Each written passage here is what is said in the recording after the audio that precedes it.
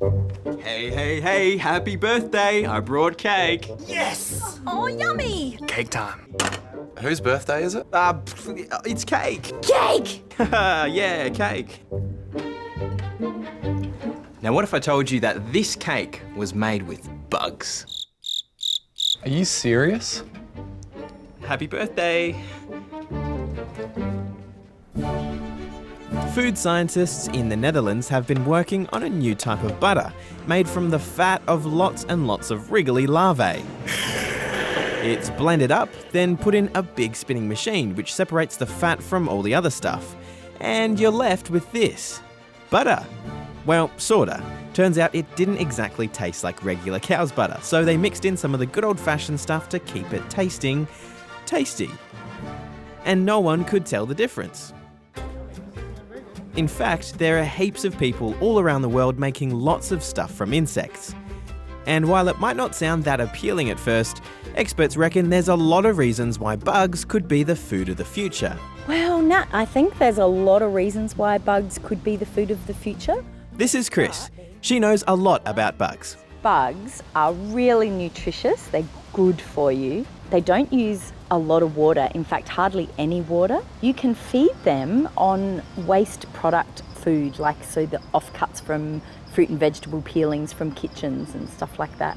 They can also be farmed in a really small space, so you can have layers of bugs and farm them inside and produce huge amounts of protein in a really short space of time. Okay, so bugs are pretty nifty little critters. Traditional livestock, like cows or chickens, take a long time to grow, and in the process they eat a lot of food and water. In parts of Australia that don't have much of either, insect farming might be the answer. In fact, scientists say that as the population grows, we need to start thinking about different sources of food. And these guys are pretty tasty. Well, look, obviously you can just cook a bug and eat it. You can't do that at home though. You have to do it in a way that is, appropriate for human consumption. You can't just collect them from your garden and do it. But I think the way we'll eat bugs in the future, they won't look like bugs. Well, there's definitely a bit of a stigma around eating crickets. So I found when I was holding that cricket up in my mouth, looking at it, trying to eat it, I was like, what is this? But once you break that stigma of actually getting it in your mouth, you're like, it's just normal food. So how can we make bugs more appetizing? Pretty good. Well, Nat, I think the best way to make them appealing to people is to make them not look like bugs.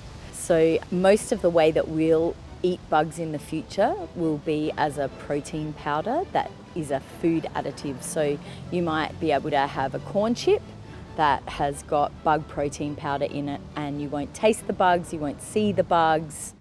Well, that sounds pretty delicious to me. So what about you guys? Would you eat bugs? Yes, I would eat bugs, but I would only eat a real one for some money, like $2. If it was the last thing in the world, I might, but not an optional thing.